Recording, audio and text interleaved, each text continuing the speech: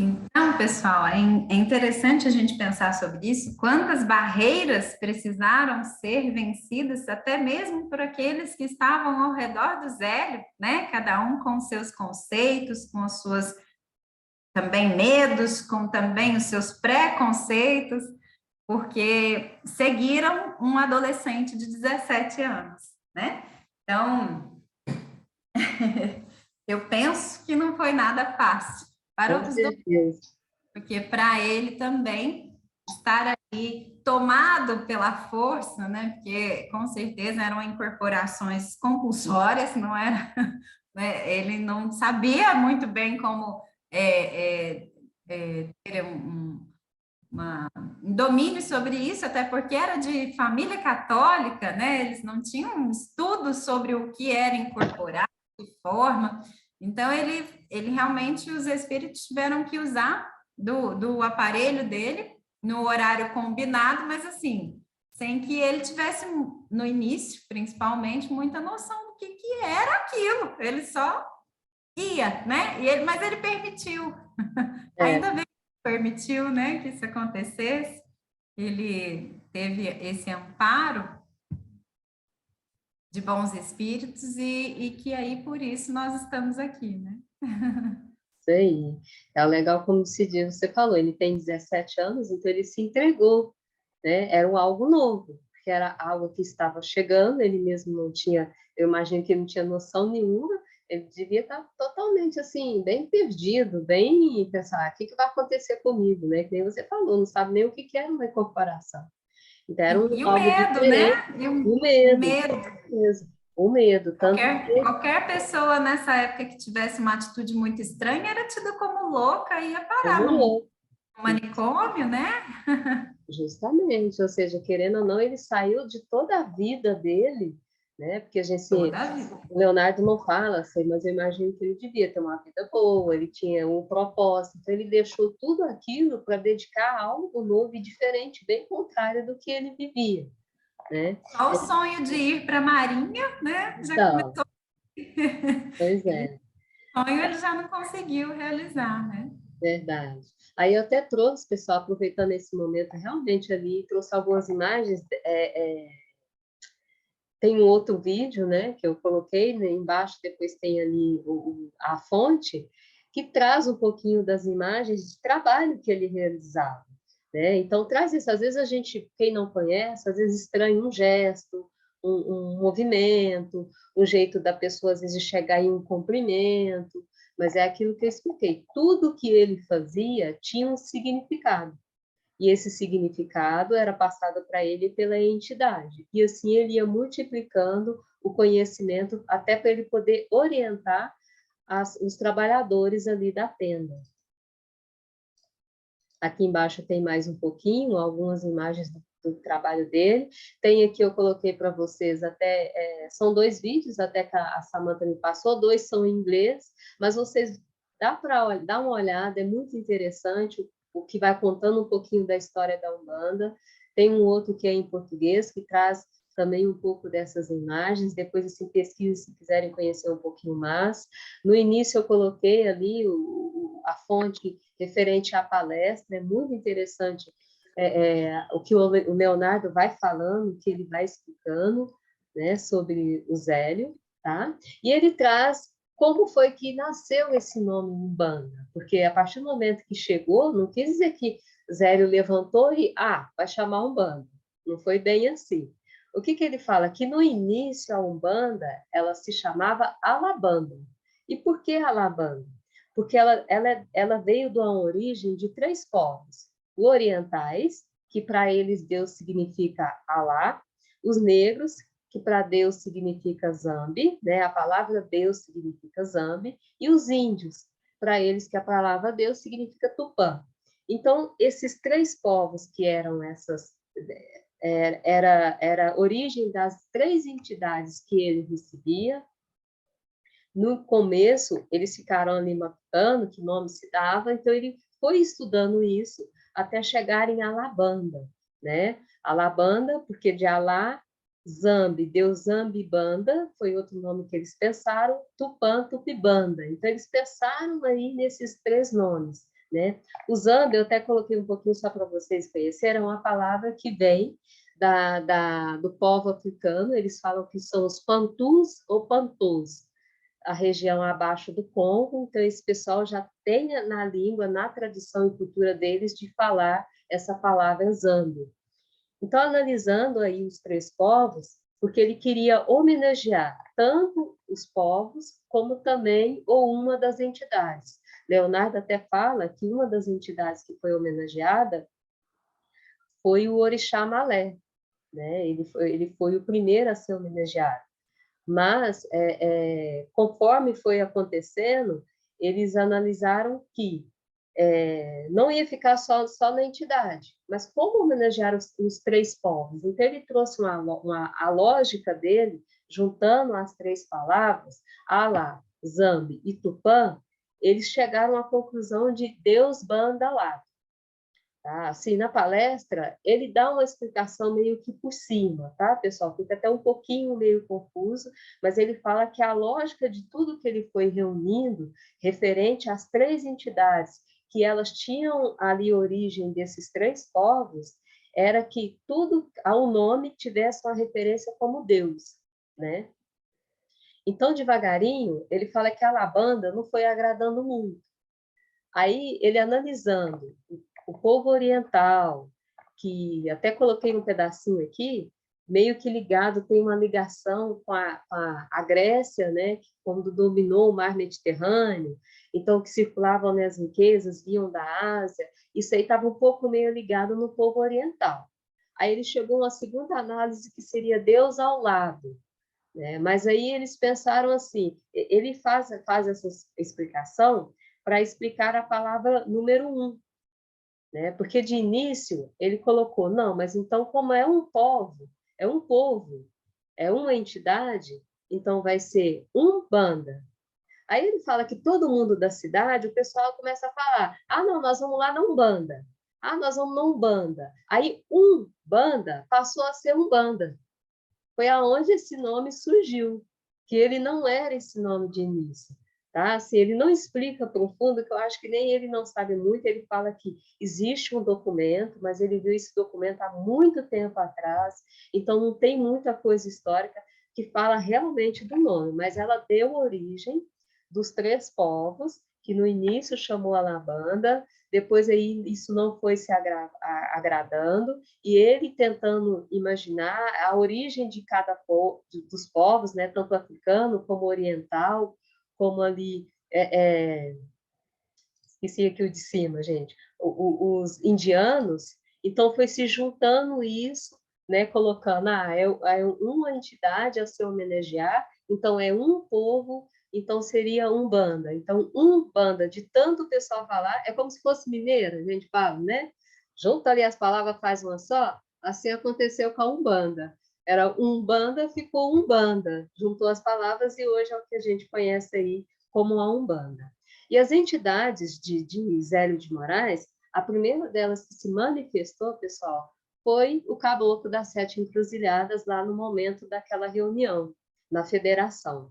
Porém, o caboclo das Sete Encruzilhadas, segundo Leonardo, ele era Gabriel Malagrida, que foi um padre jesuíta italiano, né? Ele foi preso em 1759, ele foi condenado aí em 1761 à Inquisição, tanto essa palavra ela existe, né? Ele foi queimado na fogueira, tá?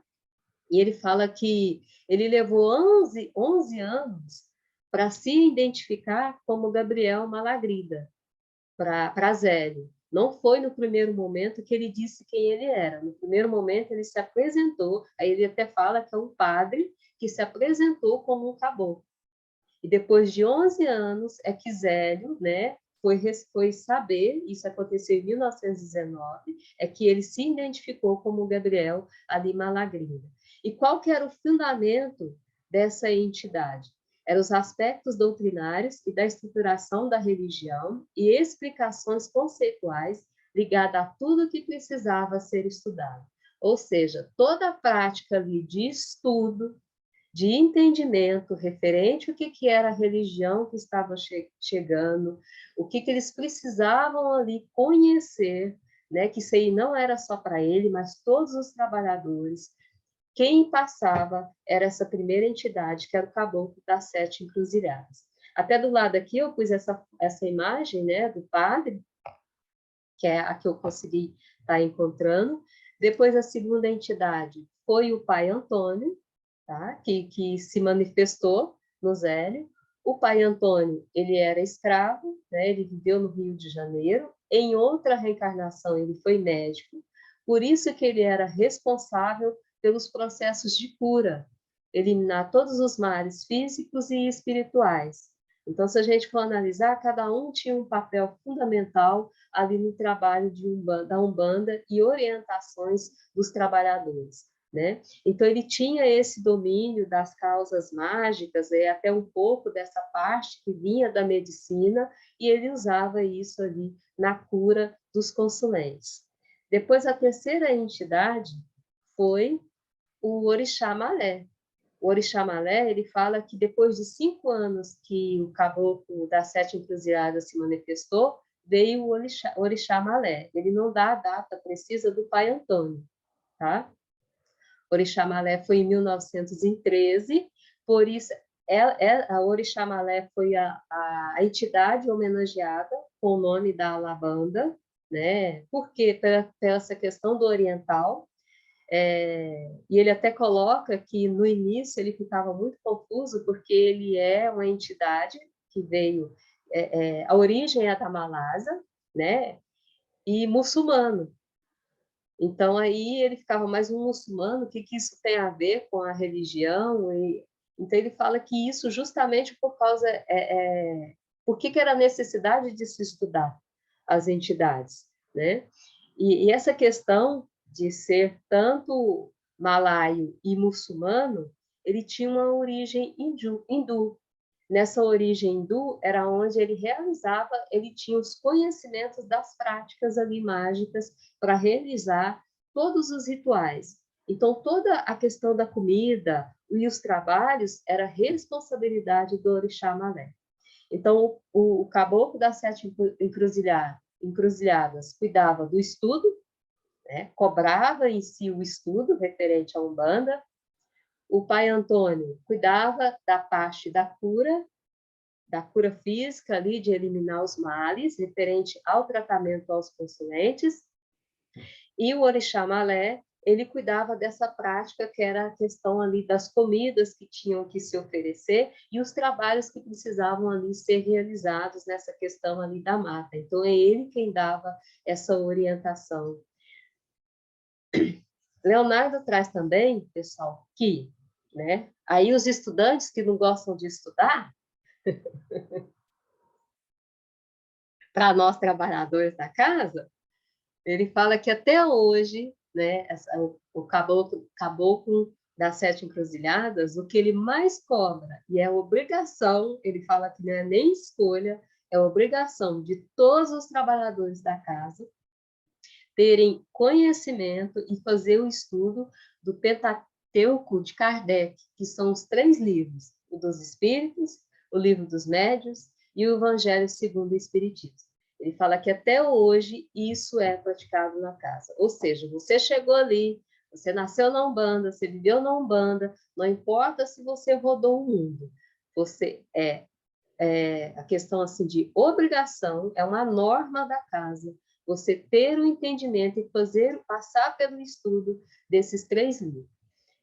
Aí, se vocês forem assim, se a gente for analisar, né, como a Umbanda, quando eu estava fazendo, estava pensando, olha lá em 1908, gente, a entidade já trazer a necessidade do estudo referente a esses 3 livros, né? É lógico que depois que passou toda aquela prática, os rituais que foram necessários naquele momento, aí é como se ocorresse uma segunda etapa.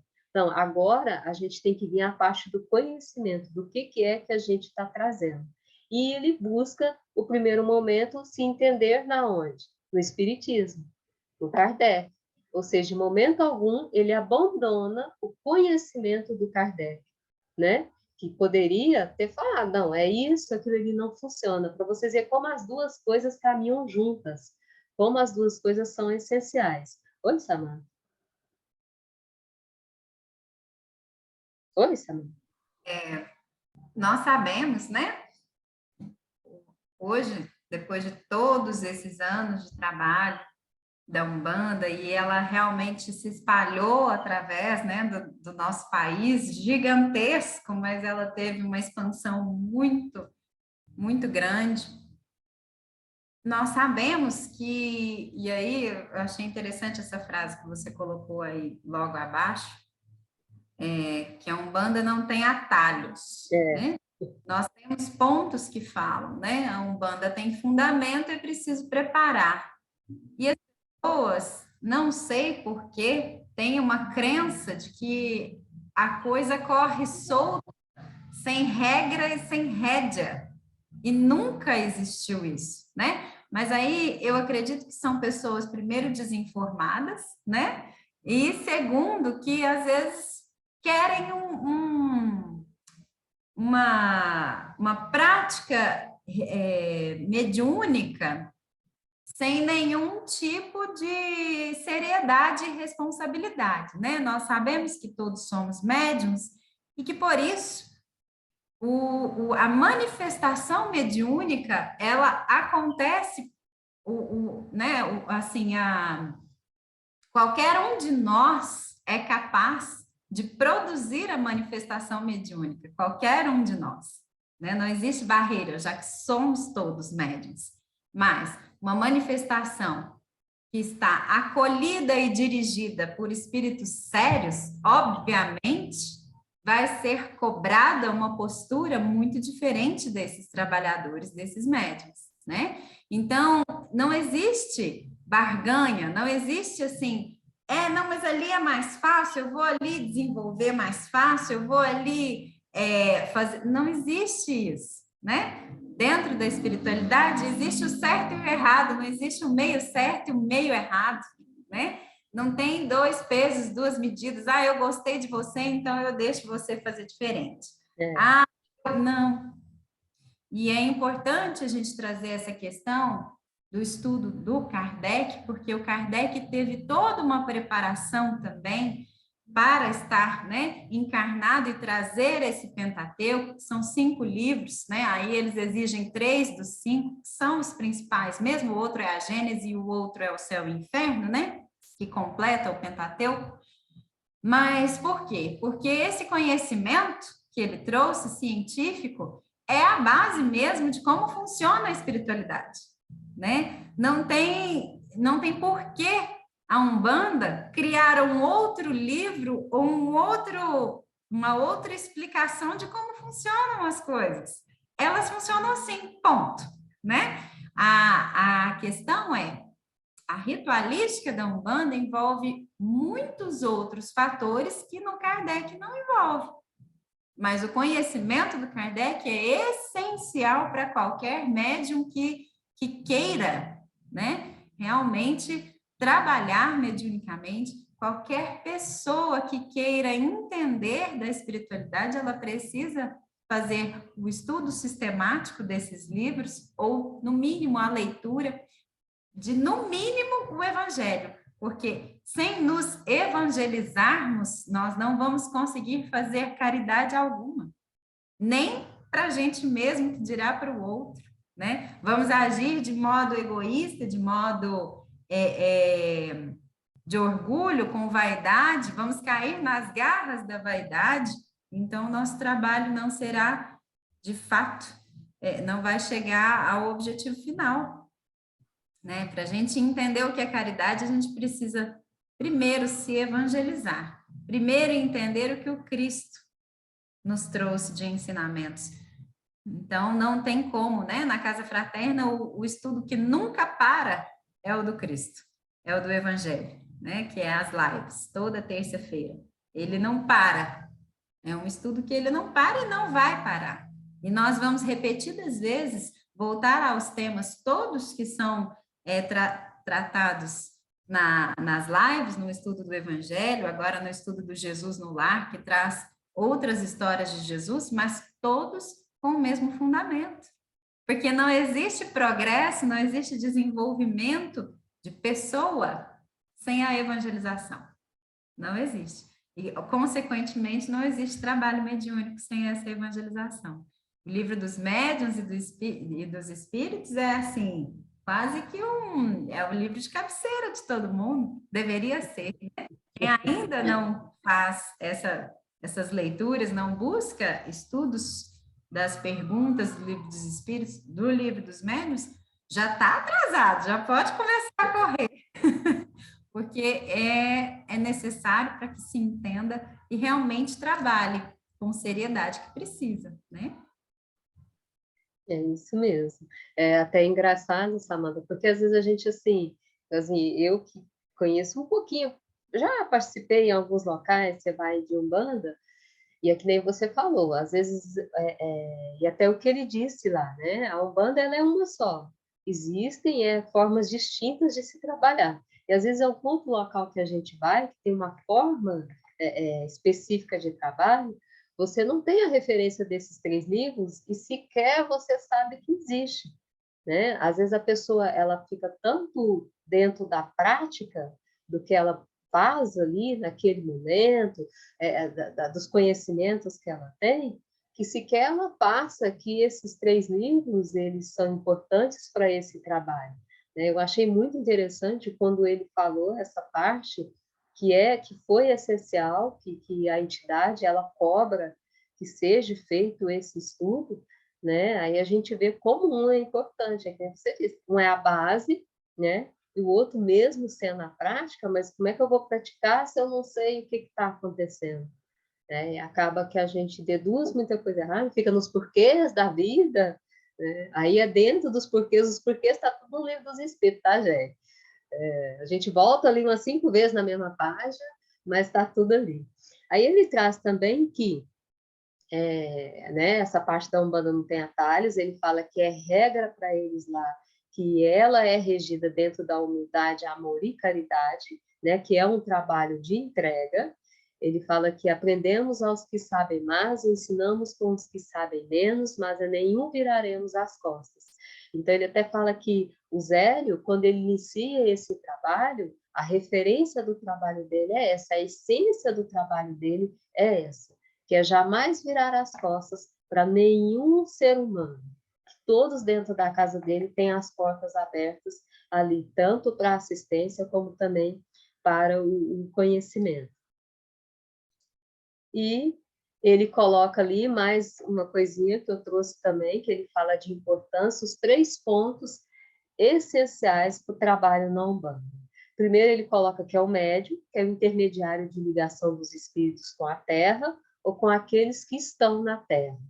Depois, o consulente, aquele que vem em busca de ajuda e de auxílio. E depois, o cambono. Além de simbolizar a unidade, é aquele que se dispõe a dar todas as condições para que o trabalho se realize. A base da Umbanda se faz essencial pela fé, que cada um carrega. Então, ele fala que sem esses 3 pontos, jamais a Umbanda aconteceria, né? Então, ele faz bem essa separação dali do papel de cada um, até coloca o nosso aí, viu, camboneada, né? A nossa importância ali na hora do momento do trabalho, não só... E a gente vai vendo, como ele fala, como é importante a questão até do pensamento. Eu até deixo aqui uma aberturazinha para falar para vocês que depois do vídeo dele, tem um outro vídeo também, numa outra palestrante, que ela faz como é que a gente faz? Uma analogia do trabalho da Umbanda com o formigueiro. Ela faz essa comparação, ela fala que todos nós somos formigas, porque a questão da organização, da disciplina, então ela vai fazendo esse comparativo. Como é um formigueiro? Como o formigueiro funciona? Por que ele funciona daquela forma? Qual que é o propósito dele? Vocês vão ver bem abaixo também, é muito legal ali o que ela fala, o que ela traz. E eu não perguntei se alguém tem pergunta, né, gente? Vamos pessoal tudo calado?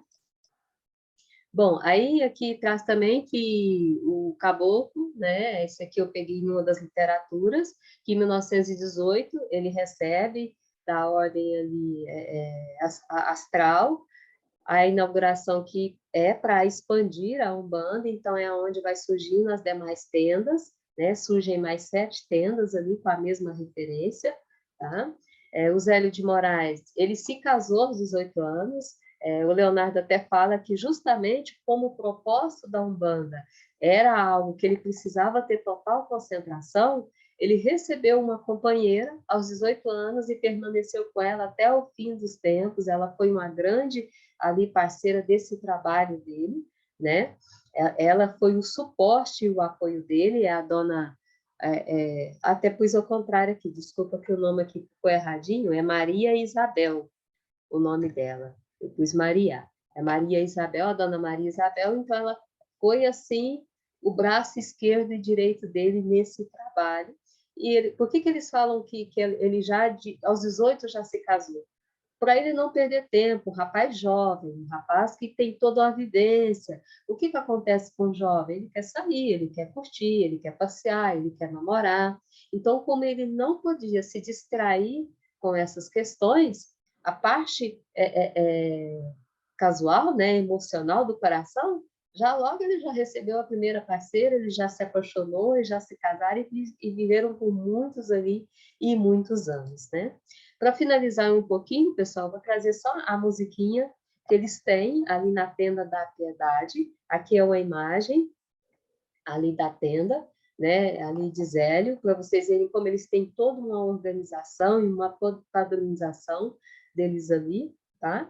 A musiquinha ela começa com chegou, chegou, chegou com Deus, chegou, chegou o caboclo das 7 encruzilhadas. Chegou, chegou, chegou com Deus.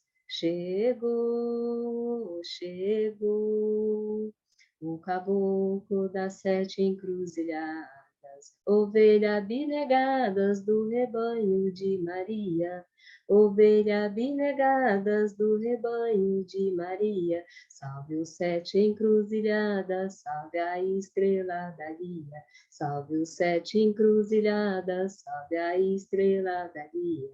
Salvai, salvai, doce nome de Maria. Salvai, salvai, doce nome de Maria. A Virgem da Piedade há de ser a nossa guia. A Virgem da Piedade há de ser a nossa guia. Pessoal, termina aí o estudo, né? Obrigada aí por terem ouvido. Alguém tem alguma pergunta, alguma dúvida? As entidades respondem. Alguém quer falar alguma coisa? Falem comigo.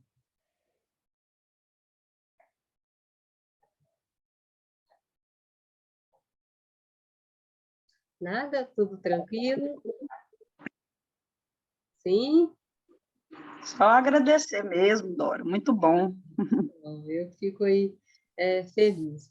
Eu espero que eu tenha conseguido assim, passar um pouquinho, né, do que ele traz referente nessa palestra, tá? Muita coisa que realmente ele foi falando, assim, e eu fui copiando, porque tem muito, ele fala que tem muita literatura, muita coisa que não é verdadeira, então eu achei melhor pegar nessa palestra, né, que é o próprio Leonardo que fala, mas assistam, é muito interessante a história ali que ele fala, a gente vê a paixão que eles têm pela Tenda da Piedade, nós estamos falando de uma casa que tem mais de centenário, né, e estamos falando da Umbanda aí dia 15, aniversário, né, então, assim, é um mês aí de comemoração de algo que chegou e mudou a vida, não só da gente, como está mudando, mas também de muitas pessoas, tá? Eu falo que é um pedacinho da gente que vai se transformando a cada dia. Eu espero aí como se diz, eu tenha conseguido passar um pouquinho desse conhecimento dele, dessa pessoa que tão jovem fez tanto uma transformação e provavelmente deixou e está deixando muitos exemplos aí que é seguido na casa. A casa, se eu não me engano, não tem, ele não fala, mas eu acredito que deve ser no Rio de Janeiro, tá, pessoal? Em Niterói. Ah, Aí, Niterói. Niterói. Isso, Niterói, Rio de Janeiro, né? Quem sabe nós fazemos uma excursão e vai todo mundo para lá, né? Vamos organizar isso. Então, Marcela, ó, Tem, vamos passar lá. tem. Vai ser Dora, muito obrigada pelo estudo. Eu que agradeço, Rico. Obrigada, Dora, foi ótimo. eu que Acredito agradeço. que deu para esclarecer muito sobre quem é essa pessoa. Ô, gente, eu lembrei de uma coisa, eu acho que naquele livro, Sam, como chama aquele livro da Maria Regina Vilharim, Umbanda, uma missão de amor? Esse é o nome? Uhum. Tem um capítulo nesse livro que tem uma entrevista de uma revista de Umbanda, que é uma entrevista com o Zélio, se não me engano, dos anos 70. O livro tem lá na Casa Fraterna, né? Eu acho que eu até devo ter aqui a cópia dessa entrevista em algum guardado meu. Eu vou procurar e depois eu levo e Ai, deixo lá na casa para quem quiser. Uma entrevista muito bacana. muita gente vê assim a paixão, não só, porque a maioria das vezes é muito difícil até ouvir ele, né? Às vezes é a entidade quem está falando, mas a gente vê a forma do que ele já traz ali do mundo, o que que a gente tem que estar analisando. E eu gostei de fazer esse estudo porque a gente analisa, nossa, aonde ele foi buscar as pessoas, o jeito das pessoas. É lógico que as pessoas, como diz o outro, todo mundo vivia não só precário, mas o entendimento, o conhecimento era muito pouco entre essas pessoas. Então, cada um tinha um jeito, era duro, era revoltado, né? Com certeza eram pessoas que dominavam a violência. E ele fala, às vezes no vídeo também, vocês vão ver outras pessoas que têm umas outras práticas diferentes. Então, Leonardo até fala que jamais Hélio de Moraes e nenhuma das tendas criticam o trabalho de nenhuma banda. Que às vezes na entrevista o pessoal até pergunta, então eles trabalham a verdadeira Umbanda? E ele fala mesmo que não, que todas são, que como diz o outro, todas têm um valor, eles apenas têm uma forma diferente de se trabalhar, mas que eles têm todo o respeito pelas demais. Pessoal, então fica aí, né? Eu agradeço a presença aí de todos, até o próximo estudo, vamos ver o que a gente vai trazer. Obrigadão. Boa noite, pessoal. Boa noite, pessoal. Tchau, tchau. Boa noite. Boa noite. Boa noite.